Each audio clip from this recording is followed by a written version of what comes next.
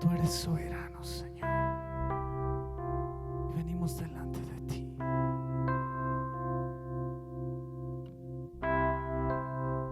Manos que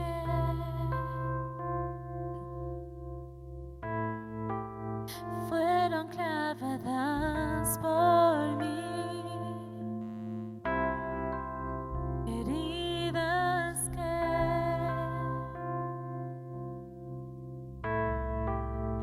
hablan de tu inmenso amor. Por eso te amo, mi Cristo. Por eso te canto. Dios del universo, Salvador eterno, Rey de toda la creación,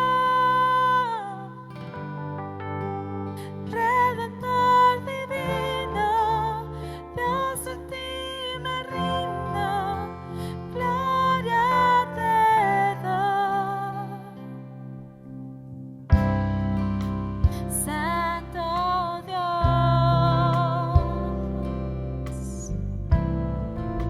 tu plan soberano es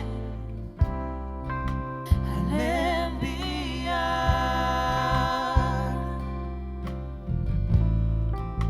tu Hijo por la humanidad.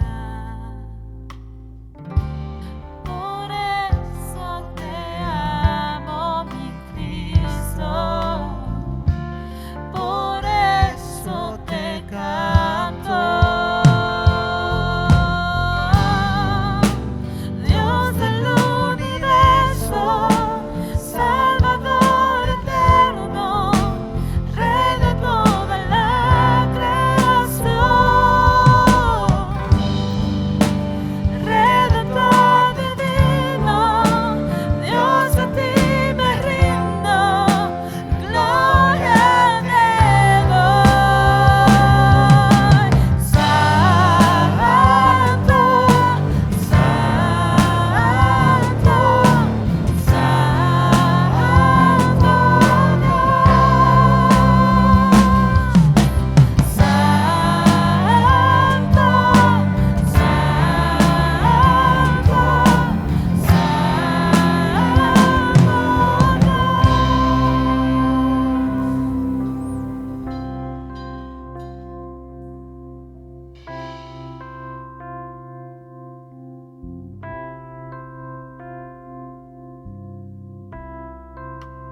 Manos que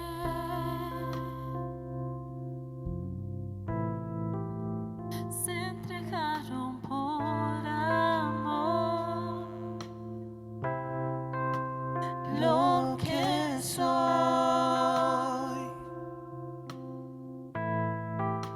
siempre te daré, Señor. Por eso te amo, mi Cristo. Por eso te canto. Dios del universo, Salvador eterno, Rey de toda la creación,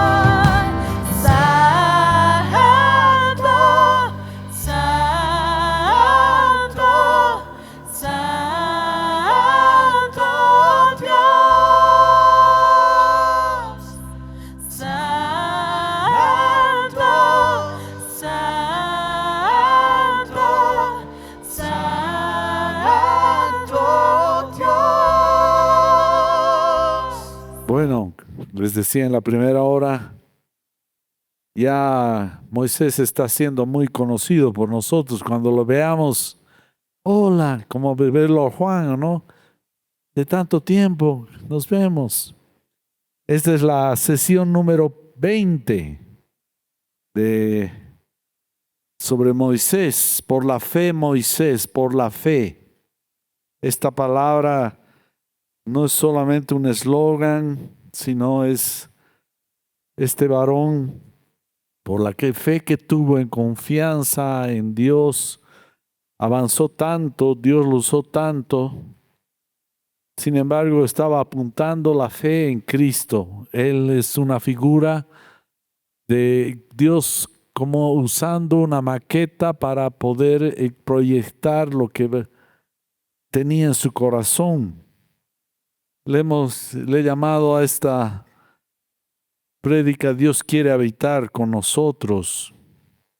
Y el tema es el tabernáculo, su idea, su diseño, su construcción y el cumplimiento como habitación de Dios con nosotros.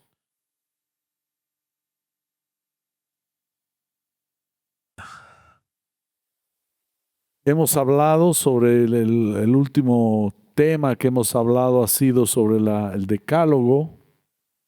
Y ahora nos toca, voy a tocar solo algunas partes relevantes de Moisés y la continuación de las escrituras que mencionan sobre él.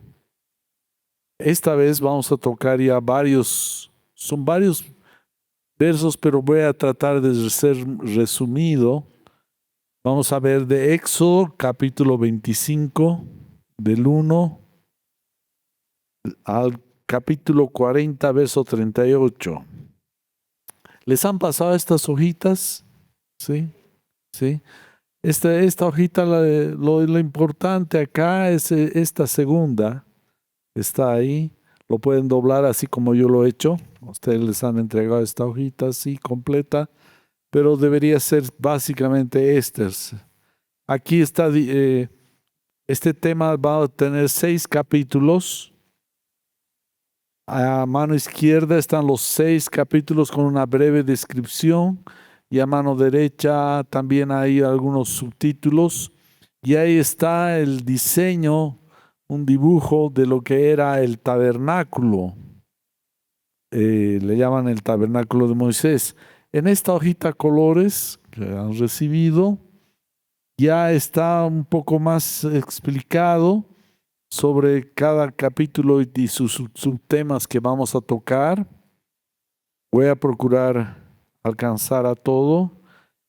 En el 4.2, en la segunda parte, hay un error de tipeo que es Éxodo, dice 36.5, es Éxodo 35.5. Ahí tienen un resumen y los versos también que les acompaña.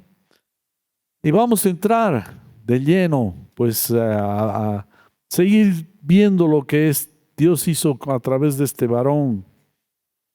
Ya, Dios va hablando principalmente a su pueblo a través de imágenes, circunstancias. Es como usa una pedagogía de enseñanza para que los hombres vayamos digiriendo y comprendiendo sus planes, sus propósitos. Y uno de los puntos de este propósito de salvación del hombre no es que él quería simplemente acompañar al pueblo de Israel con su tabernáculo, hacerlo igual casi a una tienda como las que el pueblo de Israel tenía, sino que a través de este paso él estaba tratando de enseñarnos algo más. Tratando de revelar un misterio que había en su corazón, el anhelo de nuestro Creador y Padre de habitar junto con nosotros. de habitar. Por ejemplo, alguna vez alguna familia está separada por la distancia y quiere uno acercarse, pues se traslada, mueve su habitación cerca de donde está la persona querida, ¿o no? Por ejemplo, algún padre está viviendo en un lugar y el hijo en otro lugar y tratan de acercarse para poder estar de una manera más cercana uno al otro. Ahora, todo esto del tabernáculo es no solamente, como les decía, una habitación, sino es una tipología de lo que Cristo, quién es para nosotros y lo que hace.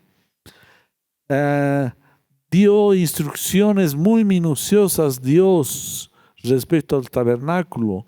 Les contaba esta mañana en la primera hora, por ejemplo, si uno tiene un terrenito o un lugar que uno o se alquila siquiera una habitación, uno la pone la habitación como a su gusto, no trata de arreglar a su propio gusto y deseo.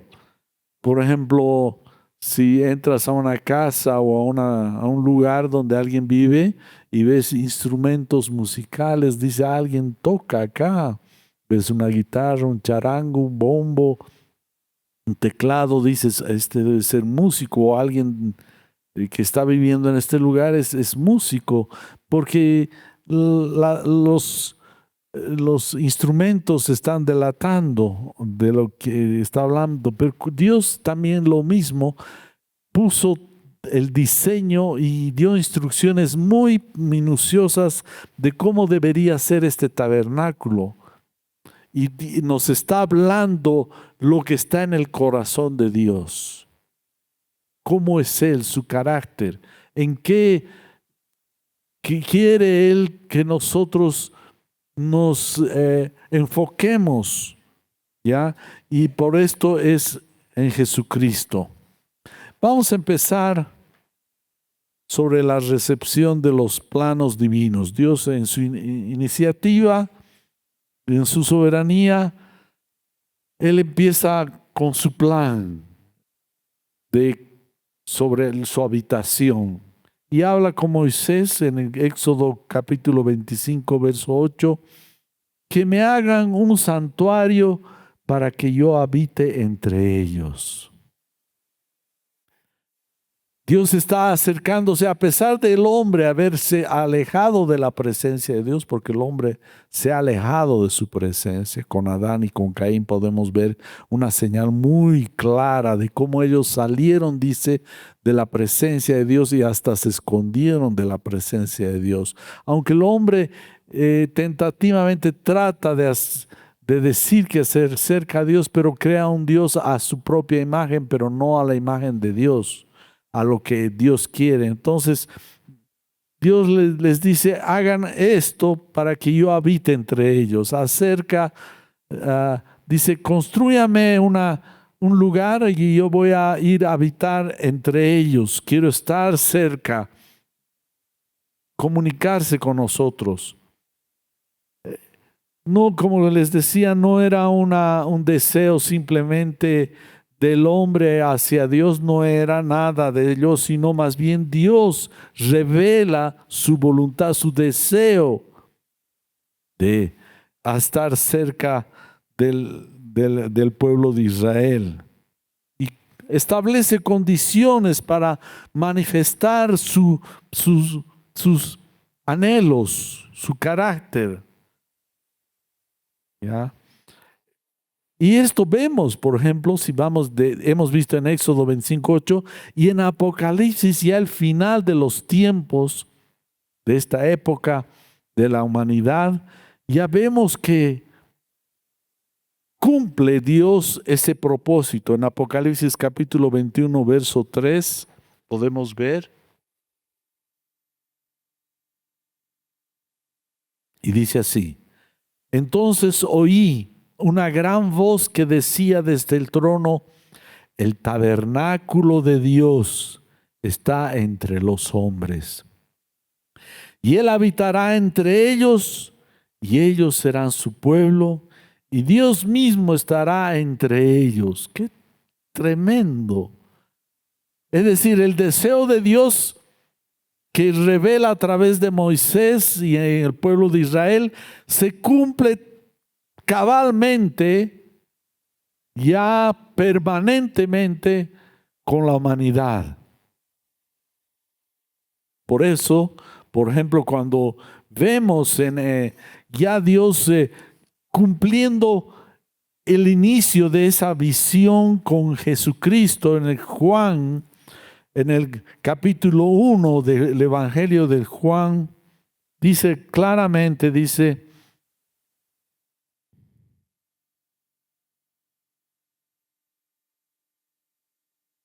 verso 14, y aquel verbo, está hablando de Dios, fue hecho carne y habitó entre nosotros, hizo tabernáculo entre nosotros y vimos su gloria, gloria como del unigénito del Padre, lleno de gracia y verdad. Por eso Jesucristo, Emmanuel, dice Dios con nosotros, es decir, Dios acercándose al ser humano, y a los que lo reciben les da la gracia de poder cohabitar con Él. Esto es algo maravilloso, Dios acercándose al ser humano, a aquellos que lo reciben, que le dan la bienvenida en sus vidas, porque hay algunos que son enemigos, y alguna vez hasta algunos de nosotros éramos enemigos de Dios, y Dios nos cambió el corazón para llegar a ser sus amigos, su compañero. Entonces, Dios revela, da un modelo de cómo quería el diseño. Es decir, aquí tenemos a Eduardo, que es arquitecto, y uno le dice, quisiera que me hagas esto, hagas aquello. Él dibuja y hace el diseño, y le muestra al que va a hacer, al que le ha hecho la solicitud, le dice, ¿quieres así? No, quiero que cambies esto y aquello, y lo diseña. Eso fue lo que hizo Dios, le dio el diseño de aquello que Él quería, cómo quería el tabernáculo, y cada elemento de este tabernáculo nos habla del corazón de Dios. Así como cuando vas a la casa, les decía, de alguna persona y ves cómo lo arregla su casa, te habla de su carácter, de su inclinación, de sus deseos. Igualmente, cuando vemos el tabernáculo, está hablando del corazón de Dios, y eso debemos tener. Y le da ese diseño, y tiene un diseño que es teológico, es decir, que nos habla de cómo es Dios. Ese tabernáculo era como una maqueta. Ustedes han debido ver a las maquetas, cómo se las hace hacer cuando están estudiando en la universidad, para que muestren cómo va a ser. Esta era una maqueta, el tabernáculo, de lo que después iba a ser el Cristo, el Mesías, y el futuro de la humanidad, de Dios con la humanidad. Nos habla de Cristo. El corazón de Dios está en Cristo, porque Él es la revelación de Dios. Veremos entonces en Éxodo capítulo 31, versos 1 al 3. Y Dios da habilidades, es decir, no solamente le da el diseño a Moisés y le dice, yo también he ungido a ciertas personas para que tengan arte y puedan expresar mi deseo para que te ayuden en esta construcción de este tabernáculo. Y hace eso. Mira, dice, he llamado por nombre a Bezalel, hijo de Uri, hijo de Ur, de la tribu de Judá, y yo le he llenado del Espíritu de Dios en sabiduría, en inteligencia, en conocimiento y en toda clase de arte. Es decir, levanta dentro del pueblo de Israel a alguna persona con esa habilidad que pueda transmitir el deseo de Dios en lo que iba a ser su casa. Capacita artesanos, como se llama este Bezalel, y había otro más, Aholigab, y los llena de su espíritu para que puedan conducir, dirigir en este diseño. Dios hace lo mismo con la iglesia. Porque no se olviden que la iglesia es el cumplimiento de lo que era el tabernáculo. Sí, Dios levanta ministros diversos para que puedan transmitir las verdades de Dios y la iglesia ser edificada, porque la iglesia es la casa de Dios. Ya no telas, cueros, metales, sino vidas humanas. Dios camina en dos pies. Estoy hablando metafóricamente. Mira tus dos pies. Dios quiere caminar contigo. Tú en Él y Él en ti. En perfecta unidad. Dios camina en su iglesia. Y eso es lo que dice en Efesios capítulo 11, verso 12. Dice, y Él dio a algunos el ser apóstoles. A otros dio la capacidad de ser apóstoles, profetas, a otros evangelistas, a otros pastores y maestros, a fin de capacitar a los santos para la obra del ministerio, para la edificación. Ya no del tabernáculo, sino de la casa de Dios, que es el cuerpo de Cristo. Estamos acá no para escuchar una prédica, qué bien, qué interesante, oh sí, qué maravilla, no, sino para darnos visión, abrir nuestros ojos y podamos ser parte de esa construcción que es la iglesia del Dios vivo, y esa iglesia somos nosotros. No es cuestión de te gusta o no te gusta. La cuestión es que si le gusta a Dios. No es cuestión si le gusta al arquitecto, al ingeniero, la construcción que van a hacer, sino si le gusta al dueño, al que ha contratado, a los albañiles, a todos ellos, para que hagan el gusto del que va a vivir. Y él no se va a quedar a vivir ahí el ingeniero. Señor, ¿me puede prestar un cuartito? Me quedaré, ya he construido la casa, por favor, quiero este cuartito, déjemelo. Señor, esta casa es para mi familia, para mí, mi casa, a usted gracias, hasta luego. Es el gusto del dueño, y el dueño es Dios, que es dueño de su casa, que es la iglesia. ¿Qué les parece? Amén. No es tu gusto. Mira, a mí me gusta, me siento bien, qué maravilla. No es si te sientes bien o te sientes mal. Es de cuestión si le sienta bien al dueño. Ese es el propósito de Dios. Lo que hizo Moisés básicamente fue el trabajo de siervo, de empleado del Dios vivo. Pero Cristo ya es el dueño, el hijo del dueño. Eso es lo que nos habla en Hebreos capítulo 3, versos 5 al 6. Moisés fue fiel en toda la casa de Dios como siervo, como empleado, como mandado, para testimonio de lo que se iba a decir más tarde. Pero Cristo fue fiel como hijo sobre la casa de Dios. Una cosa es ser empleado y otra cosa es ser hijo del dueño. El hijo del dueño tiene autoridad para mandar. Y eso es lo que dice: hijo sobre la casa de Dios, cuya casa, ¿qué dice? Somos nosotros. Por eso Pedro dice, ustedes como piedras vivas. Somos piedras con dos pies. ¿Qué les parece? ¿Conocen alguna piedra con dos pies? Aquí está. Ahí están, un montón de piedras con dos pies. Caminan vivas.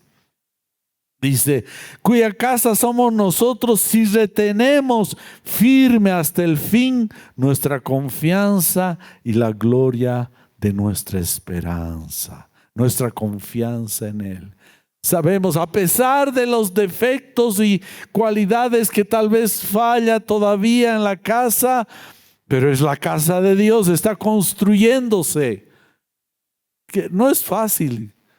No sé si han tenido esa experiencia o tal vez han visto en el vecino o en el pariente construyendo su casa y cuando ves todavía materiales y esta va a ser la casa, pero aquí voy a hacer esto y ves todavía la construcción. Qué cosa más tremenda es cuando los tienes a los albañiles a ratos, cuando ya te están por terminar, dices, ¡ay, que se vayan, ya quiero venir a mi casa!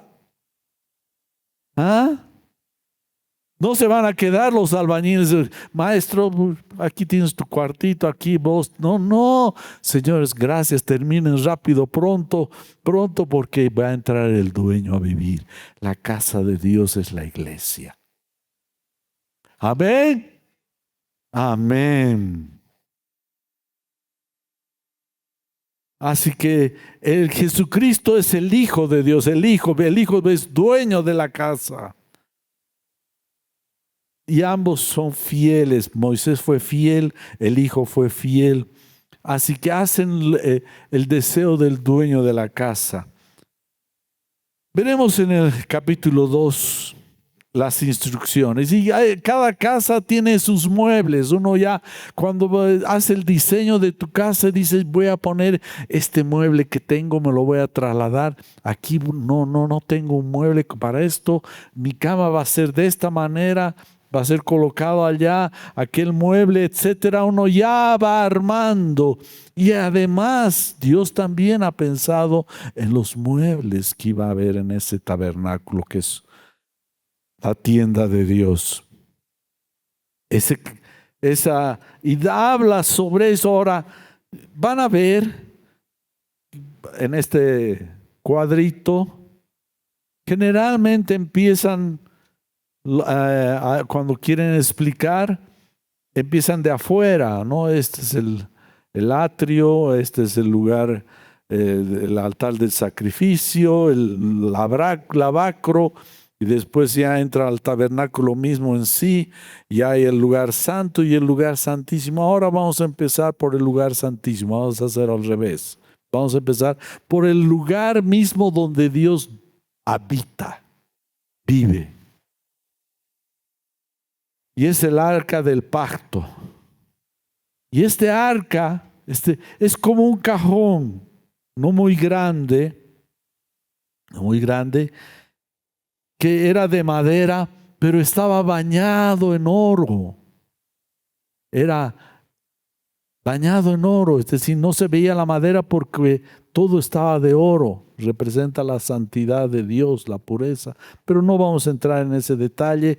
Y esa caja, toda caja tiene su tapa, y la tapa era el propiciatorio. Pero el propiciatorio no tenía madera, era de oro macizo. Y de esa misma tapa salían 2 querubines con sus alas, mirando, expectando lo que había en esa caja. Él era el centro y de ahí Dios hablaba, de ese lugar. Esto es muy importante. Dios no nos habla simplemente porque sí. Nos habla sobre el lugar donde, ¿saben qué era el lugar del propiciatorio? Era donde se derramaba, el sacerdote entraba con sangre y derramaba la sangre sobre el propiciatorio. ¿Por qué la sangre? El otro día, hace unos 2 meses, Alfredo nos habló sobre la sangre, pero hay algo que es extremadamente importante sobre la sangre. No es simplemente la sangre de Cristo, no. La sangre representa el juicio de Dios. Sangre, cuando uno ve sangre, se estremece. Alguna vez uno encuentra algo, yo por lo menos, yo palidezco, hasta puedo desmayarme. Sangre, porque es algo impactante, demasiado estremecedor. La sangre, ¿qué significa? Alguien, o tal vez muerte o vida. Nos habla la sangre. ¿Y por qué la sangre es importante? Porque implica juicio. Implica juicio. Todos nosotros, sin Cristo, estamos bajo el juicio de Dios. Toda la humanidad está bajo el juicio de Dios. Por eso a la gente muchas veces no le gusta el Evangelio, porque habla de juicio. Habla de volverse a Dios. Todos hemos pecado, de alguna manera hemos fallado, hemos mentido, nos hemos enojado, hemos tenido rabia, envidia, codicia. Todo lo que hemos hablado, los anteriores capítulos de esta serie, hemos hablado, hemos fallado. De alguna manera hemos codiciado. Y eso es pecado. Y el juicio de Dios nos perseguía. Éramos convictos, perseguidos por la ley de Dios. ¿Y qué decía el juicio de Dios? Francisco debe morir a causa de este pecado. Basta un solo pecado y ya había juicio de Dios. La sangre y ahí viene la figura otra vez a Moisés. Cuando el pueblo de Israel iba a salir de Egipto y dijeron, cada familia o grupo de personas debería reunirse dentro de la casa de aquellos que habían sido circuncidados y que eran parte del pueblo de Israel. Deberían sacrificar un cordero y comer ese cordero en la noche. Y la sangre de ese cordero deberían poner en el dintel de las puertas, en el marco de las ventanas. Y dice, iba a pasar el ángel de la muerte. Y si eras judío, pero no habías creído en eso, entraba el ángel y te mataba. Por eso significa juicio. Pero aquellos que habían sacrificado el cordero y puesto en el dintel la sangre, implicaba que el ángel miraba la sangre. Básicamente, ¿qué estaba diciendo? Los que están ahí adentro han muerto, han sido juzgados. Ya no necesita un muerto, ya no necesitas matarlo, ya está muerto. Nosotros, cuando nos acercamos a Dios a través de la sangre, implica que ya hemos muerto a nuestra vida pasada y ahora andamos en novedad de vida. Amén. Amén. Juicio. No es que Dios, ya me perdono tus pecados, no te olvides, no te preocupes, mételo debajo del colchón. No, sino que hay juicio. Y el que nos sustituyó el ser condenados fue Cristo en la cruz. Por eso fue a Él a la cruz, en lugar de de ti, de mí, de nosotros. Juicio. Por eso Dios habla a través de ese lugar, de ese propiciatorio. Porque ya no nos puede matar, porque ya estamos juzgados en Cristo. Y ahí puede hablarnos. ¿Cuál sea tu condición? Si te has arrepentido y has puesto tu fe en Jesucristo, Dios no te rechaza, te acepta y eres justificado y declarado justo. Amén. Esto es cada día, hermanos. Entonces, y había 3 elementos que tenía esta caja. Era el pan, Era el maná que había Dios, sacaron una muestra de lo que Dios durante 40 años había alimentado al pueblo de Israel.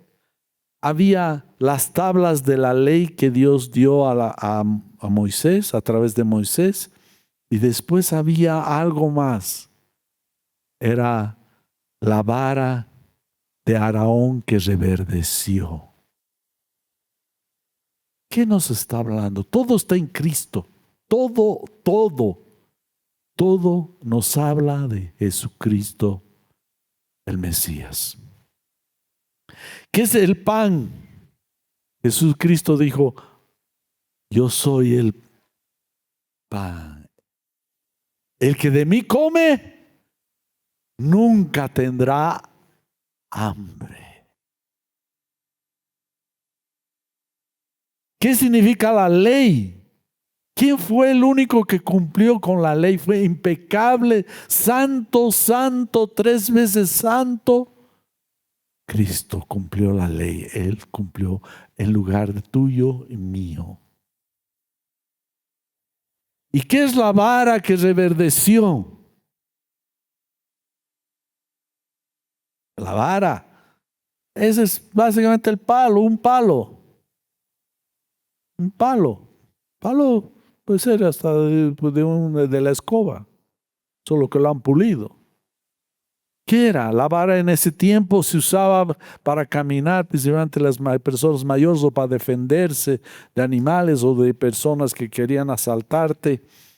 Que reverdeció, puede una vara, un palo, no tiene raíces, no tiene nada, y sin embargo que empiece un día a salirle ramitas, empiece a salir flores y empiece a darle frutos. Eso es lo que pasó cuando, no voy a entrar en detalle porque me voy a sino extender. La vara de Aarón, ¿qué tenía que ver la vara de Aarón? Hubo una rebelión contra Aarón principalmente. Y Dios habló y dijo, traigan las varas de todos aquellos que están en rebeldía. Y también la vara de Aarón. ¿Quién iba a ser sacerdote? Y digo, aquella vara que reverdezca significa quién es el que Dios ha dado autoridad. Y todas las varas no reverdecieron a menos el de Aarón, que empezó al día siguiente, dice que tenía flores y fruto. ¿Qué significa eso?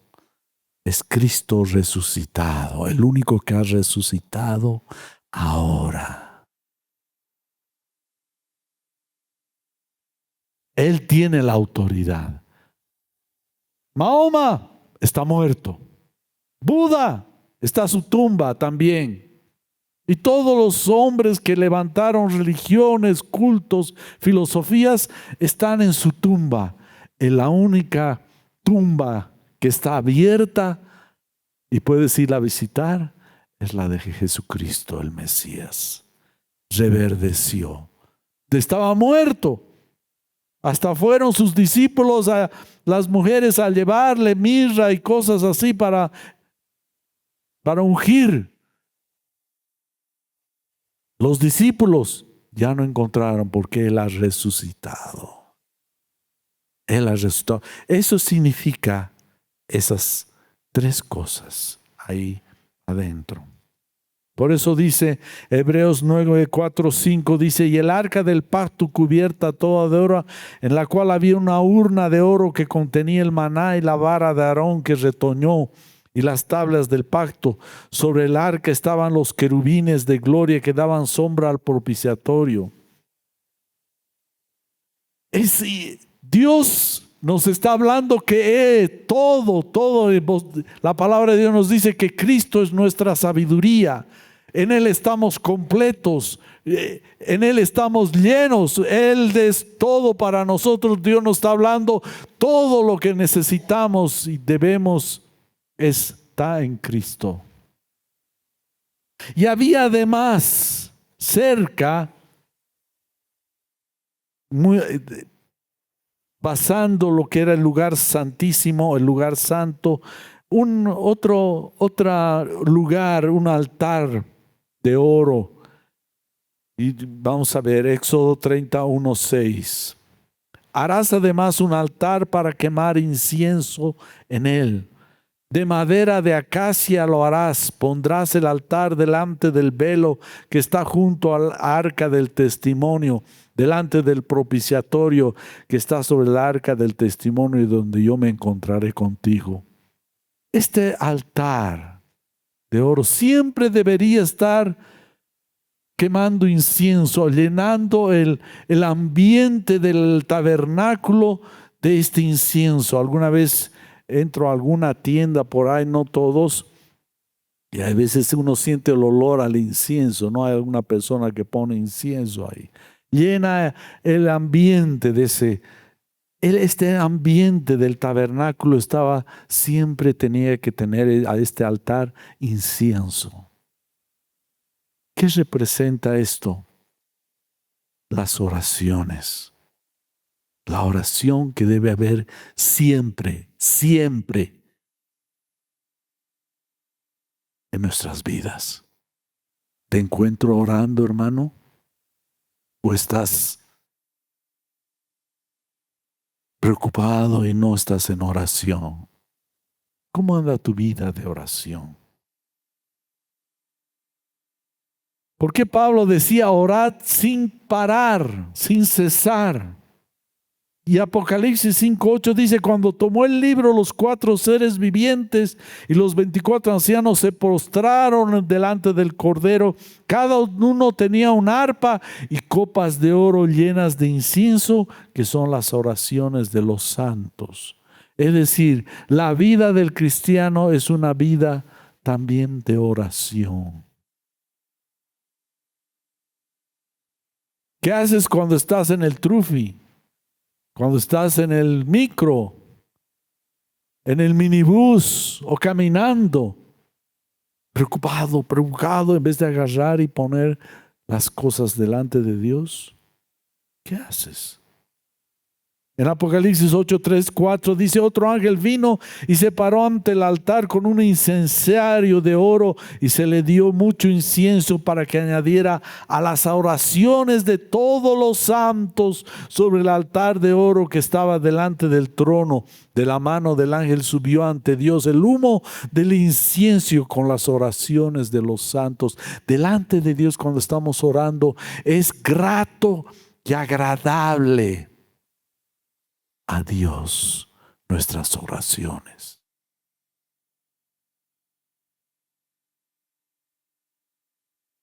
Por eso decía el salmista con el 141:2: sea puesta mi oración delante de ti como un incienso, el alzar de mis manos como la ofrenda de la tarde. ¿Cómo anda tu oración? Yo no sé cómo puedes sobrevivir si no oras. ¿Cómo va tu oración? ¿Ah? Además, en ese cuarto donde estaba el incensario, que era el lugar santo, había una mesa que se llamaba, tenía el pan de la presencia, y además tenía el candelabro de oro.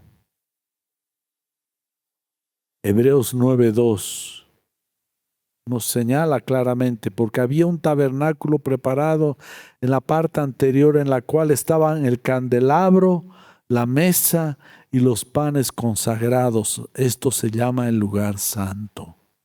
Había estas cosas que Dios nos está hablando. Su gusto. ¿Qué le gusta a Dios? Dios encuentra deleite, nos encuentra a nosotros. Si estamos en Cristo, somos su deleite.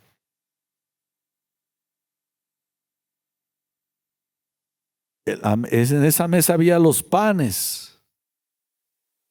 Los panes deberían estar siempre cambiados, frescos. Constantemente deberían poner los sacerdotes. ¿Qué es el pan? Ya habíamos visto sobre el maná, pero el pan, no solo de pan vivirá el hombre, sino de toda palabra que sale de la boca de Dios.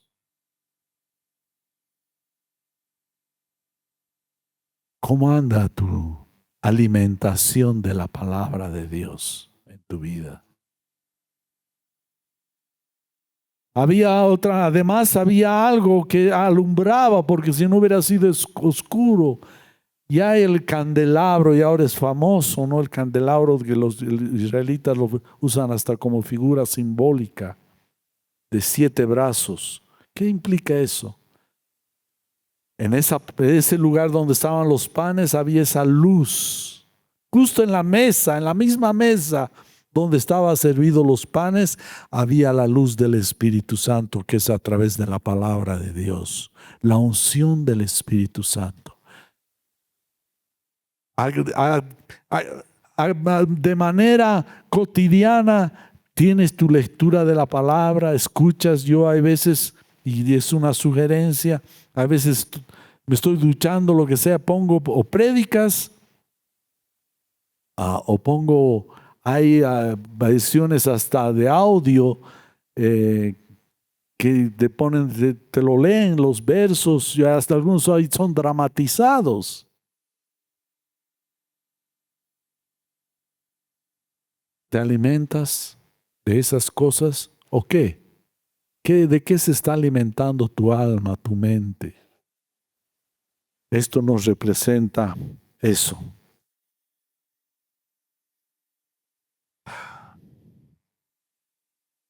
Había algo que separaba entre el lugar santísimo y el lugar santo. No era una pared, era un velo. Pero no es este visillo casi que tenemos acá o en las casas. Es muy delgado.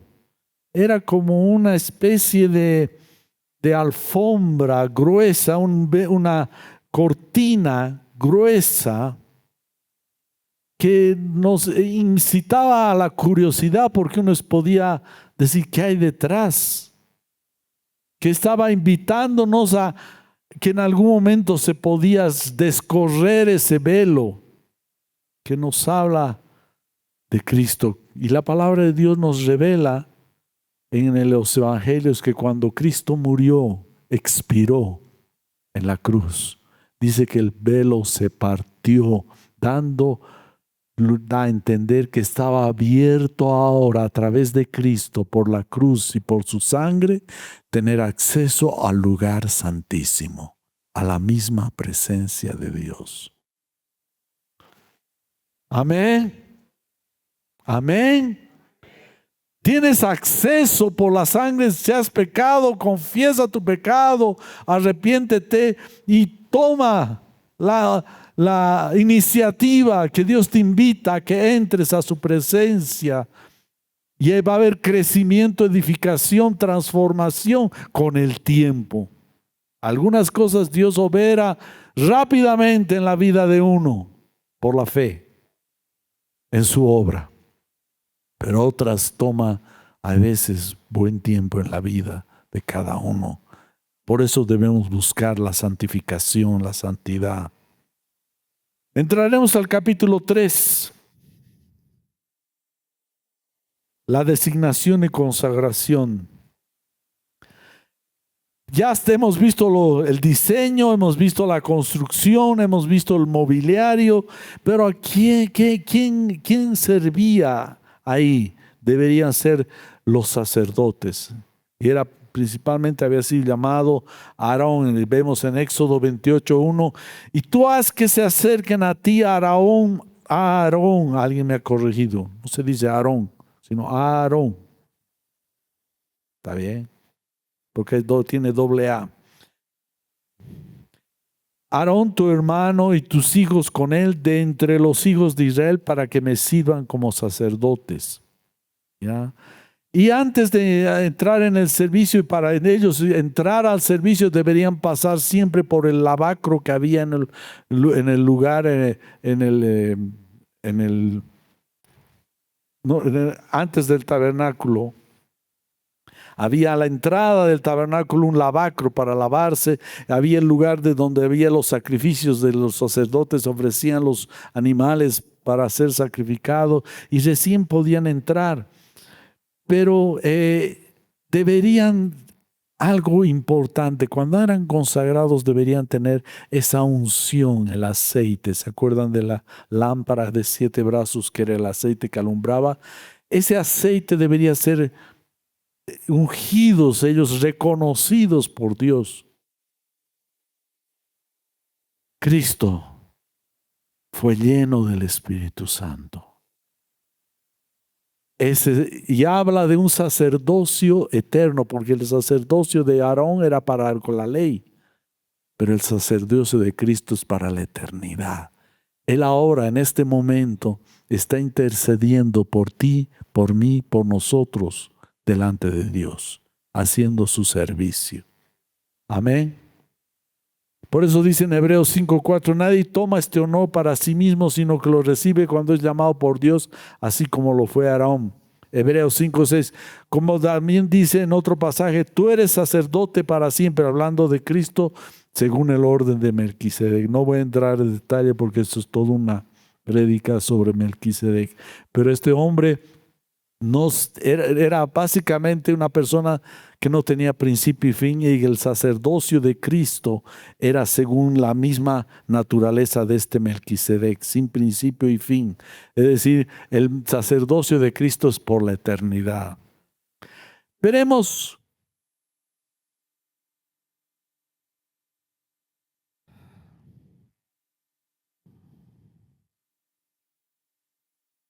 en qué consistía, cuál es la diferencia. Esto es importante. El sacerdocio de Aarón solo servía según la ley. La ley fue dada y era como una información y decía al pueblo de Israel, ustedes tienen que cumplir esto. Y punto. Y si cumplen todo esto, tienen vida eterna. Si no cumplen, no tienen. Y nadie podía cumplir. Es decir, ese servicio era muy frío para la vida humana, no había cambio. ¿Cuál es la diferencia entre el sacerdocio de Leví y el sacerdocio de Cristo? Y esto que es importante, escuchen, el sacerdocio de Cristo nos otorga por su sangre en la cruz, nos otorga el Espíritu Santo.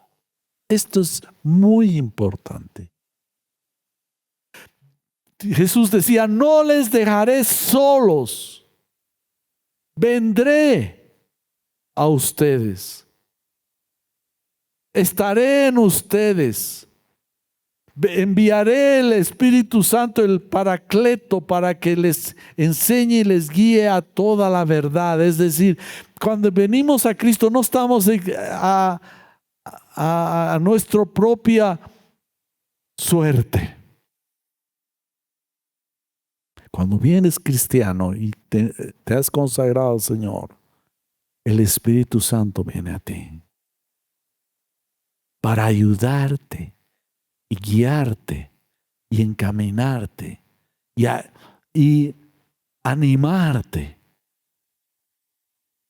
a la vida en Cristo, a revelarse la vida en Cristo. Y hay unos versos, miren, que dicen tremendos y quiero concentrarme en esto. Hebreos capítulo 8, versos 10 al 12.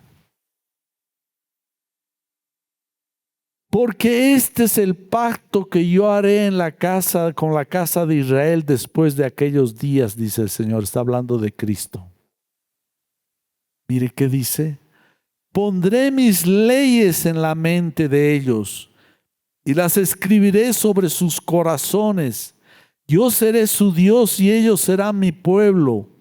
Y ninguno de ellos enseñará a su conciudadano ni ninguno a su hermano diciendo, conoce al Señor, porque todos me conocerán desde el menor hasta el mayor de ellos, pues tendré misericordia de sus iniquidades y nunca más me acordaré de sus pecados. Lo que está diciendo que es que Dios, cuando vienes a Cristo, no estás a tu suerte, sino que el Espíritu Santo está en tu vida. Y tienes que confiar que Dios ha derramado su Espíritu Santo para guiarte. Entonces puedes tener una relación continua con el Señor.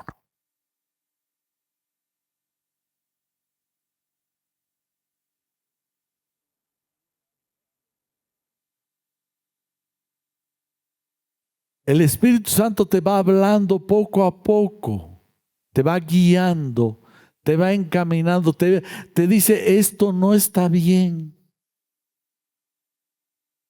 no está bien. Y te va enseñando y se va revelando en tu vida con el tiempo. Esto dura toda nuestra existencia en esta tierra. Hay que tener paciencia.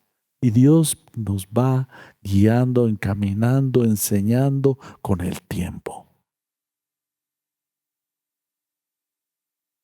Eso es lo grandioso. Es la gran diferencia entre Leví, que solo les dio la ley, dijo cumplan y punto, la diferencia con Cristo y el Espíritu Santo.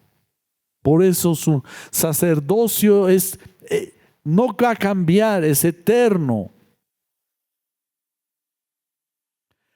Hebreos capítulo 7 versos 24-25, pero Jesús conserva su sacerdocio inmutable, puesto que permanece para siempre, por lo cual Él también es poderoso para salvar para siempre a los que por medio de Él se acercan a Dios, puesto que vive perpetuamente para interceder por ellos. Hebreos capítulo 10 versos 14-17. Con esto vamos a enriquecer más esto. Porque por una ofrenda Él ha hecho perfectos para siempre a los que son santificados. También el Espíritu Santo nos da testimonio, porque después de haber dicho, este es el pacto que haré con ellos después de aquellos días, dice el Señor, pondré mis leyes en su corazón y en su mente las escribiré y nunca más me acordaré de sus pecados e iniquidades. Lo que está diciendo es que Dios está trabajando en tu vida. Amén. Toma tiempo. A veces uno se desespera, yo le digo, Señor, ya de una vez quiero terminar. Igual que tú, que ser así en carácter, en pensamiento, en obra, porque a veces fallamos. Pero veo también con el tiempo cuánto ha avanzado el Señor a través de los años. Con fe y paciencia se heredan las promesas. Esto es de toda la vida. No es, ya he venido en Cristo, ya hasta me olvido si no hay un trabajo. Ahora bien, ya hemos visto la parte de la casa y ahora, ¿y de dónde va a salir todos? ¿De dónde?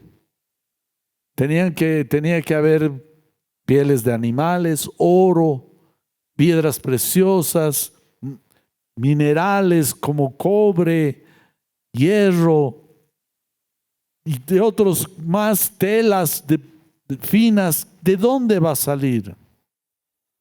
Capítulo 4. Dios mandó a que recolectaran de la voluntad de las ofrendas del pueblo.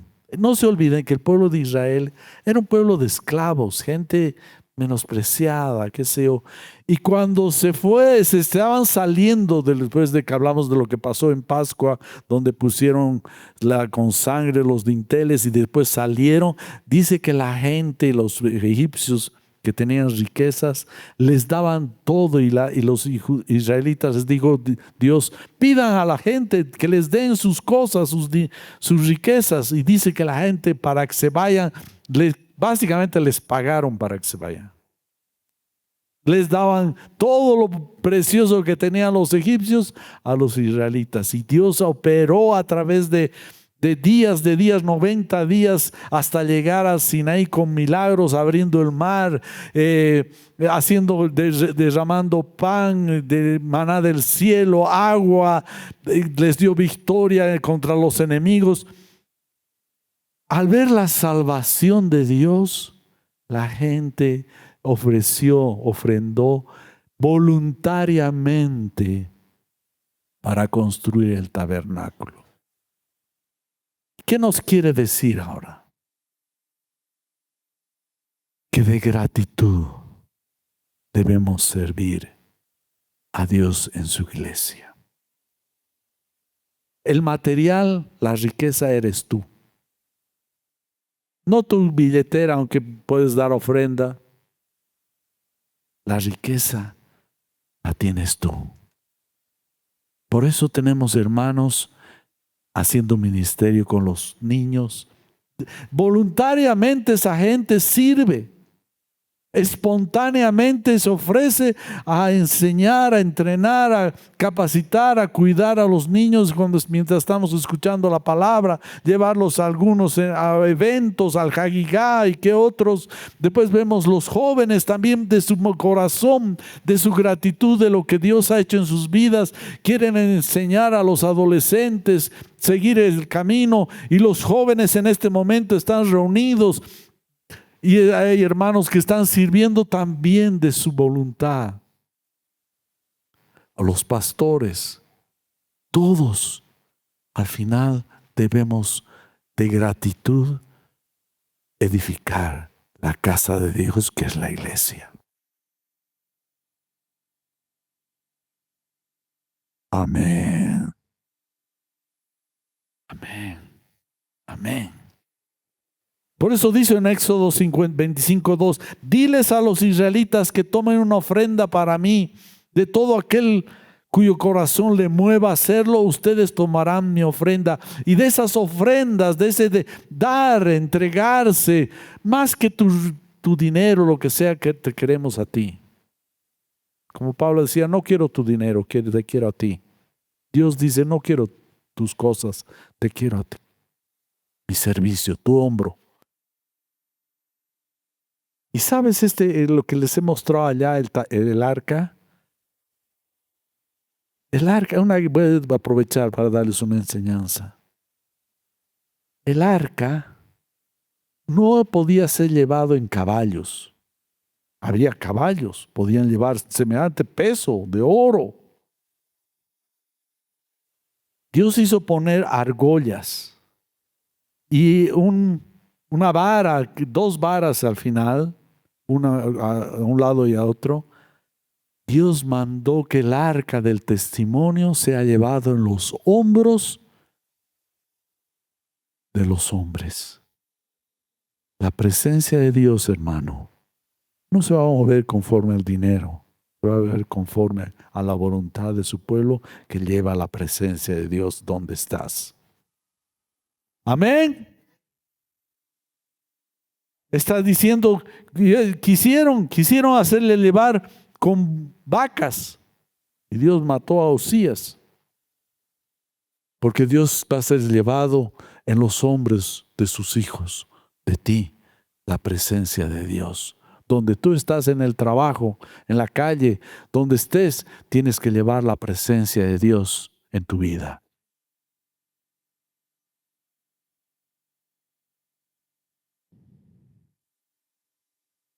Tan era la abundancia de ese dar del pueblo de Israel que en Éxodo tuvieron que decirles, basta, ya no tanto.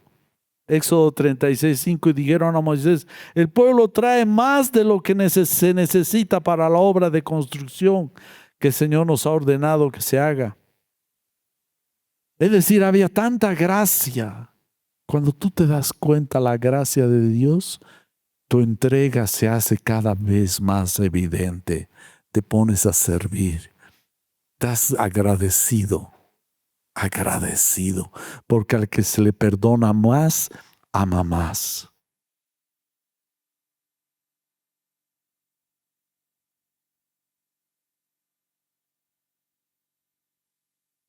Ese es el servicio en la iglesia. Te necesitamos a ti.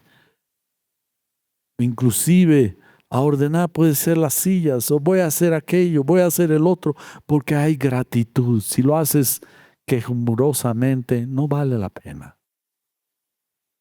El que hace la obra del Señor tiene que hacerlo con alegría, gozo, de abundancia de su corazón, de su servicio. Porque hay problemas. En la iglesia hay problemas. Somos personas siendo transformadas con errores, con cosas que nos estamos deshaciendo. Y Dios quiere que le pongamos cuidado a su casa. A veces estamos más dedicados a nosotros mismos y haciendo lo nuestro, que nunca ya nos ponemos a pensar el trabajo de Dios. Ageo 1:4 dice: ¿es acaso tiempo para que ustedes habiten en sus casas artesonadas mientras esta casa está desolada? Suban al monte, traigan madera, reedifiquen el templo para que me agrade de él y yo sea glorificado, dice el Señor. Tú estás acá, has entregado tu vida a Cristo. Dios quiere que algo hagas en su casa, pero hazlo de buena voluntad, con gratitud. Es trabajo. Trabajo es trabajo. Capítulo 5. Todo esto es un trabajo mancomunado, una cohesión estructurada. Es decir, cada detalle que dio Dios era como un rompecabezas, es como esos legos. ¿Han visto esos legos?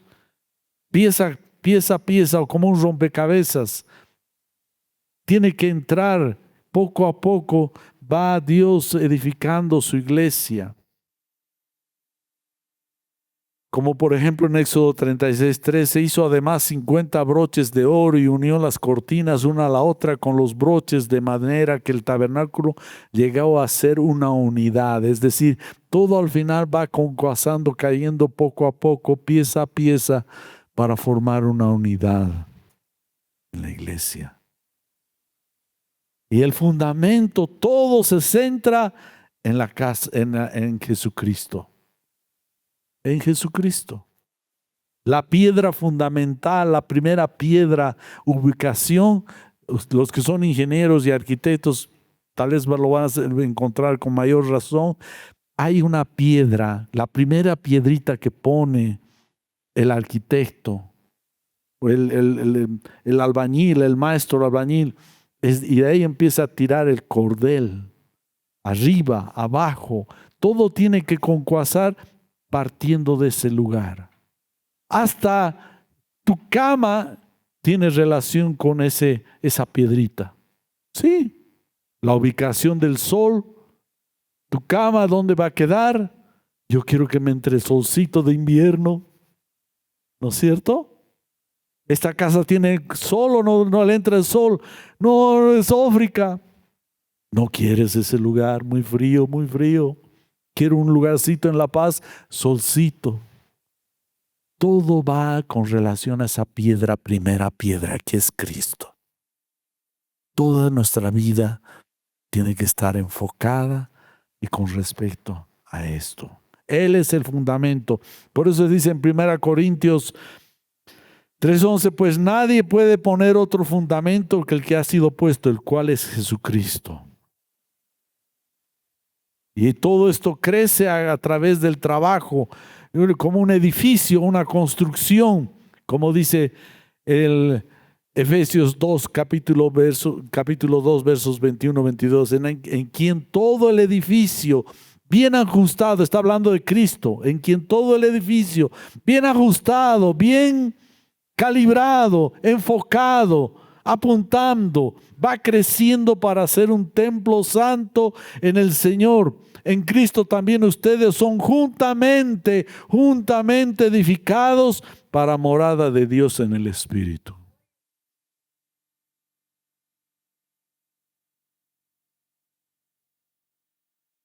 ¡Wow! Yo estoy así. No sé si ustedes están emocionados. Yo estoy emocionado.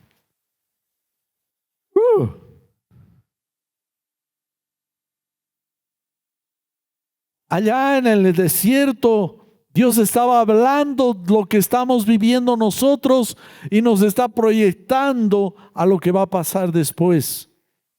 Allá en ese tiempo era en un desierto, una carpa. En ese lugar es desierto. Nuestro altiplano todavía es algo verde.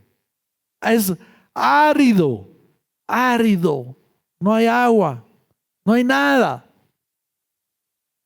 Pero Dios estaba hablando a su pueblo apuntando a lo que va a pasar con el nuevo pacto y cómo esta edificación para la presencia de Dios estaba siendo realizada. Por eso ahora cimentados en apóstoles, profetas y Cristo como la piedra angular, la piedra del maestro albañil, que ha puesto ahí y de ahí parte todo.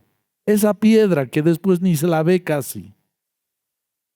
Es la clave, la que direcciona, la que da ubicación, la que muestra todo lo que es después.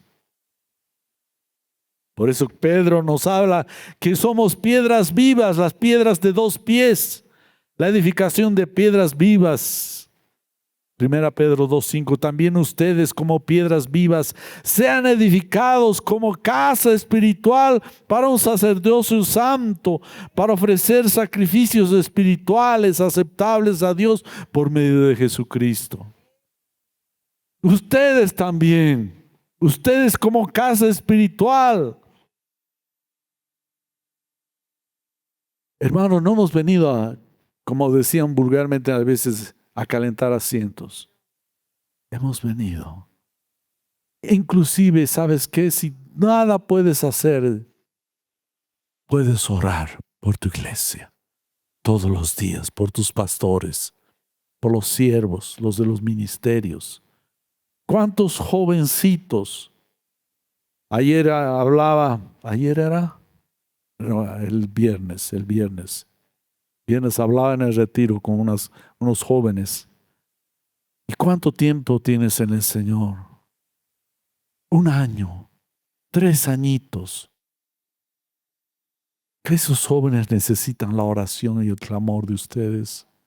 Los adolescentes tienen sus luchas, están tratando de ubicarse. ¿Cuánta oración necesitan los niños? Los ancianos con los de la tercera edad. Por ejemplo, no sabemos si vamos a quedarnos acá en este lugar. No sabemos. Han cambiado los dueños, ya no son Manaco. Señor, o necesitamos otro lugar.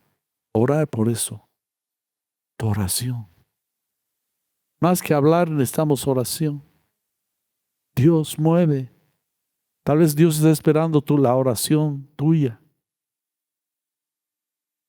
Nuestro hermano del Alto, Walter, ha sido operado, está como más de 1 mes casi en cama. Tal vez el Alto, Walter. Sí, hermano, necesitamos tus oraciones. Estos pastores no funcionan. Necesitamos tu oración. Tal vez no estás funcionando en tu oración. Necesitamos de tu oración, como decía Pablo. Oren por mí, por los que me acompañan, para que podamos llevar como es correspondiente la palabra de Dios. Se los digo en mi propio lenguaje. Oren. Orar, hermanos, más que criticar, más que hablar mal.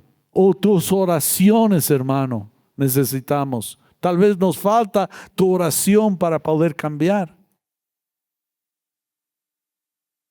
Los ministerios, necesitamos esta nación, necesita a Dios. ¿Sí o no? Una fiesta no hace mucho, apenas hemos terminado un bloqueo brutal. Ya poco mes hay una farra, golpeos, de todo. Esa gente necesita a Dios. Esos hombres que estaban dispuestos a golpear y a hacer daño, ¿acaso no necesitan la revelación de Dios en sus vidas? Cambio de su corazón. ¿Y quién va a cambiar? El Espíritu Santo por su palabra va a llegar a ellos, que haya hombres con la oportunidad de Dios, del Espíritu Santo para hablarles. Necesitamos, hermanos. Hay veces entre las iglesias hay conflictos, diferencias. que él piensa así, que yo pienso así, que estamos en eso en vez de agarrar y decir, necesitamos tu gracia, Señor. Por eso somos como piedras vivas en esta dinámica de Dios para la edificación de su iglesia. Y por último, ya dio visión Dios, dieron materiales del pueblo de Israel, dio el diseño, los muebles que habían, la división, etcétera, etcétera. Y ahora debería haber la consagración y la manifestación de la gloria de Dios. Una vez que la casa está edificada, ¿saben qué pasó? Cuando Moisés terminó y la consagró, bajó el Espíritu Santo. Tan fuerte era la presencia de Dios. Lo mismo pasó con Salomón. Tan fuerte era la presencia de Dios que ya ni los músicos podían tocar. Tuvieron que salir porque la presencia de Dios se hizo manifiesta y la gloria de Dios llenó todo ese lugar. ¿Quiénes quieren ver la presencia y la gloria de Dios? Exponiendo el hombro, exponiendo la oración, exponiendo. Si hay errores, los hay.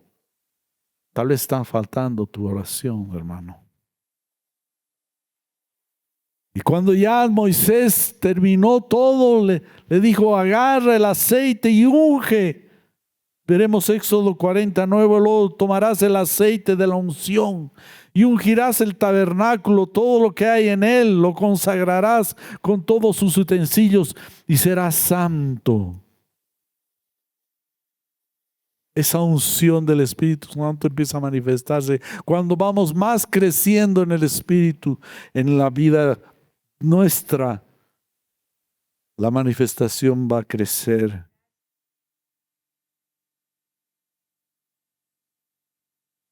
Todo esto es trabajo. ¿Y quiénes son nosotros? Nosotros somos piedras vivas. En Ageo capítulo 2, versos 5 al 9, conforme a la promesa que les hice cuando salieron de Egipto, mi espíritu permanece en medio de ustedes. No teman. Esto está diciendo. No temas, dice Dios. Mi espíritu está contigo. Ten fe.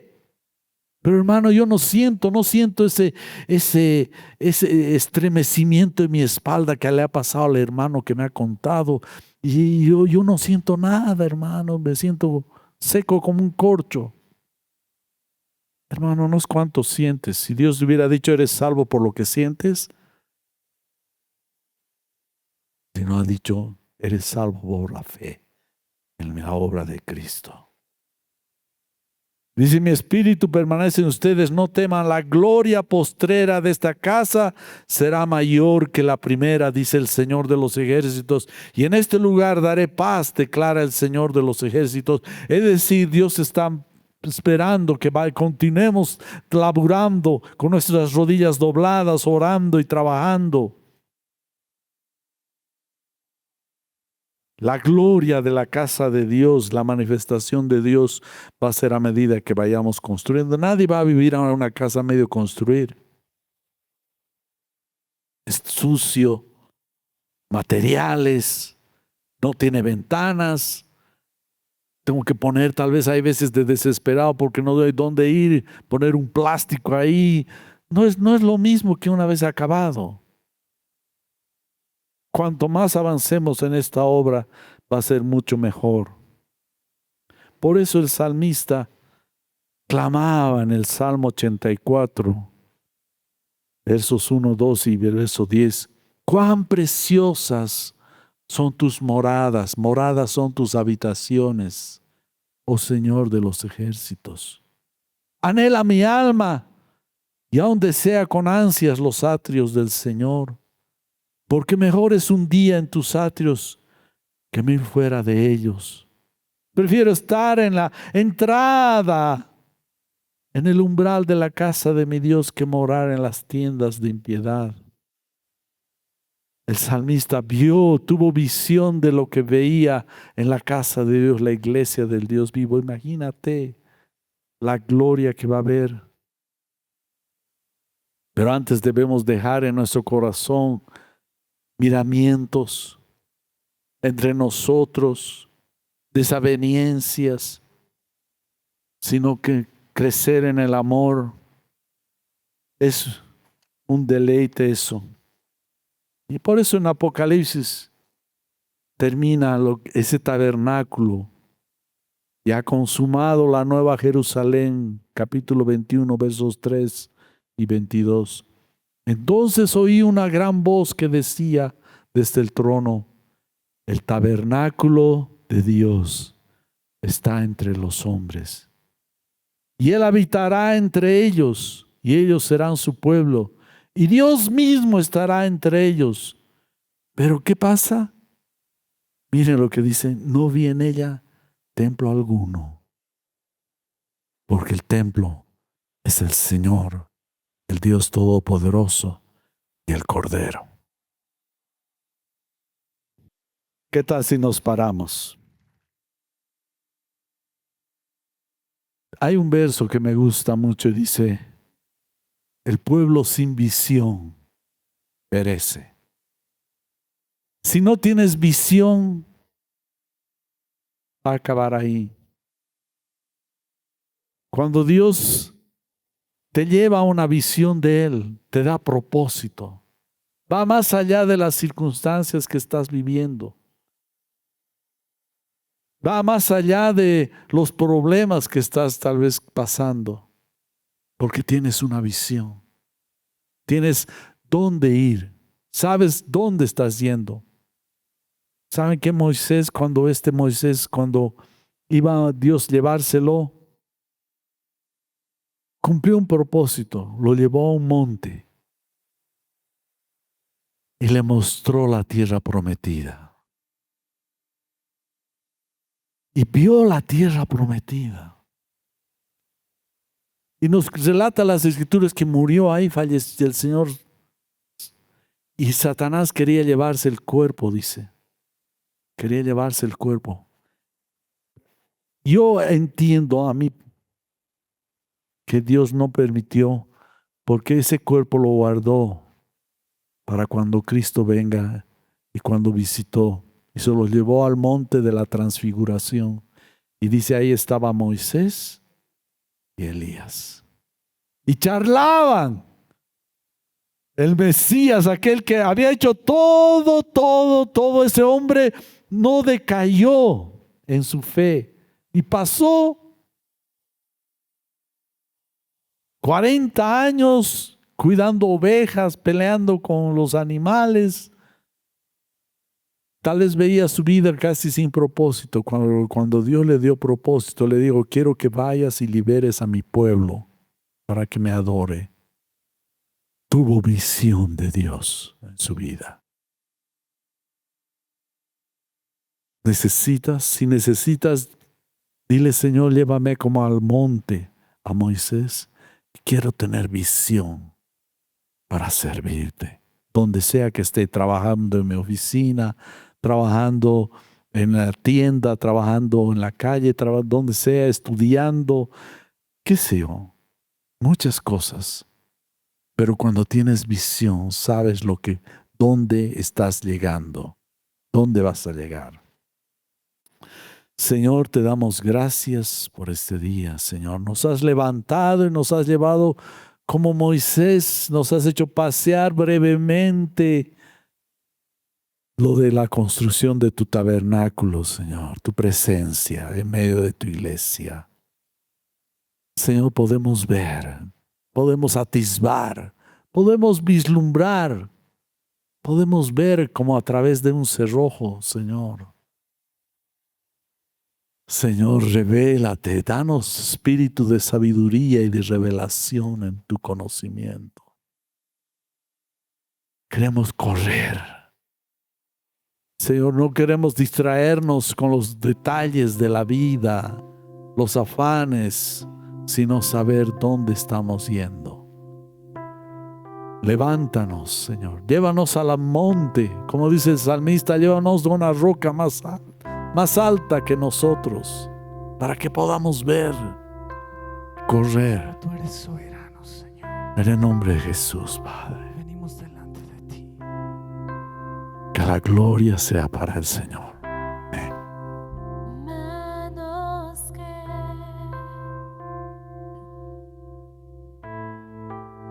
fueron clavadas por mí, heridas que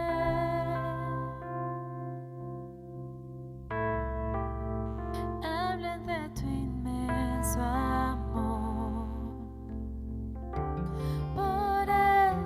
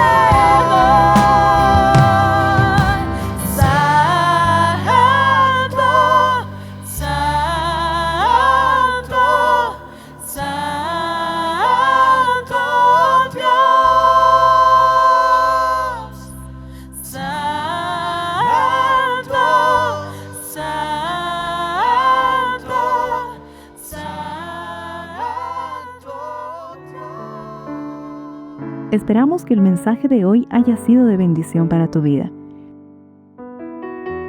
Si necesitas consejería o apoyo en oración, por favor no dudes en contactarte. Escríbenos a los siguientes números de WhatsApp. En la Ciudad del Alto, al número 719-05-791.